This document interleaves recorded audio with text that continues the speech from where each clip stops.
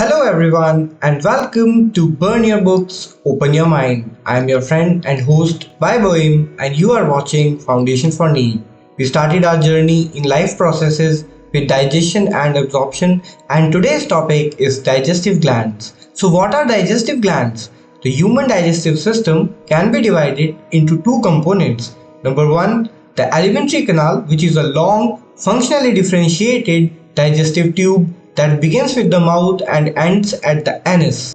Number two, associated glands. These glands secrete juices that aid in digestion. These are the salivary glands, liver, and the pancreas. So let's find out what are the salivary glands. The salivary glands are exocrine glands, that is, they pour their secretions through a system of ducts. In humans, there are three pairs of salivary glands.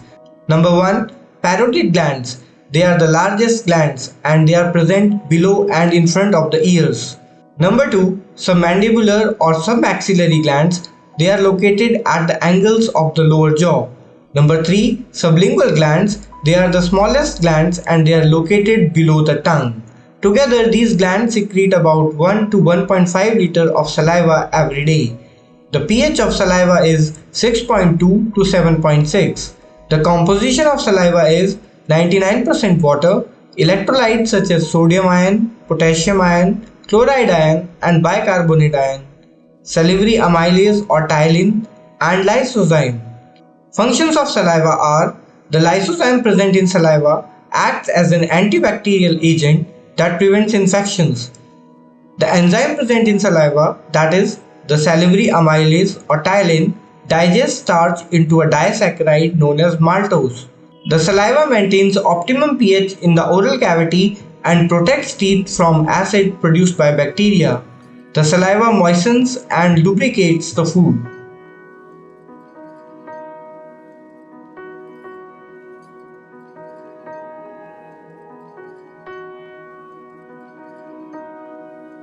Now let us move on to gastric glands. So what are gastric glands? The word gastric refers to the stomach. You may remember that we studied about in the histology of alimentary canal that there are 4 different layers in the alimentary canal.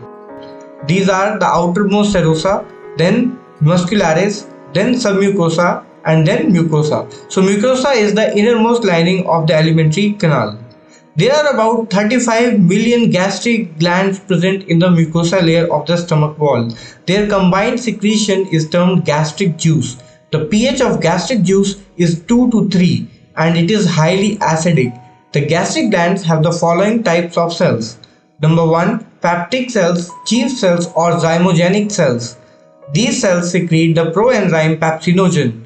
Pepsinogen is a protein digesting enzyme. Number 2, Goblet cells or mucous neck cells.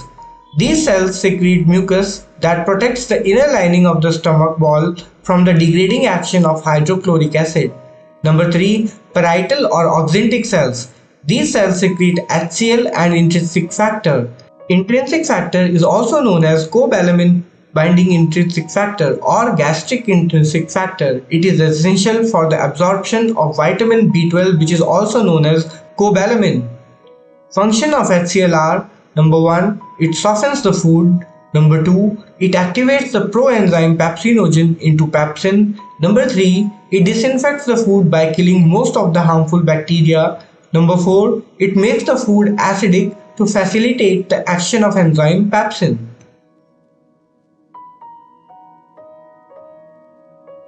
Now moving on to intestinal glands, the walls of the small intestine contain numerous glands that secrete intestinal juice or succus entericus.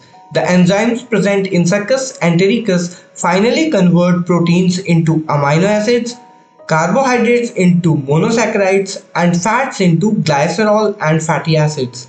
The digested food is absorbed by the walls of the small intestine. So basically speaking, the macromolecules that were present in the food are degraded or broken down by the intestinal juice into the smallest component so that they can be absorbed easily by the walls of the intestine.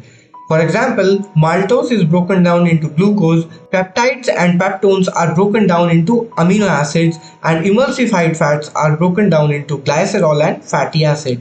Now moving on to do you know, the first point in do you know is G cells are neuroendocrine cells that secrete and store the hormone gastrin. Gastrin is a peptide hormone that promotes mucosal growth, gastric motility, and HCl secretion. Now talking about the second point, rennin or chymosin is a proteolytic enzyme of great importance. It is synthesized by chief cells in the stomach of some animals and plays a vital role in their survival. Let's find out. Rennin plays an important role in the coagulation or curdling of milk. In young ones, it allows digestion of nutrients that otherwise would pass on from the stomach without initial digestion if milk is not coagulated. So basically speaking, if milk is not coagulated and it is a liquid, so it will flow easily down the alimentary canal. If it is coagulated by rennin, it would slow down the movement of milk in the alimentary canal. It will result in the better digestion and absorption of the nutrients. Chymosin is secreted in the neonatal stomach of animals like pigs, cats, rats, and ruminant animals such as cattle, goat, camels, etc. In humans, rennin is not found. Instead, pepsin plays the role of curdling the milk. Chymosin or rennin is widely used in cheese production. Don't forget to like, comment, share and subscribe if you like the video. Hit the bell icon if you wish to be notified for more. You are watching Burn Your Books, Open Your Mind.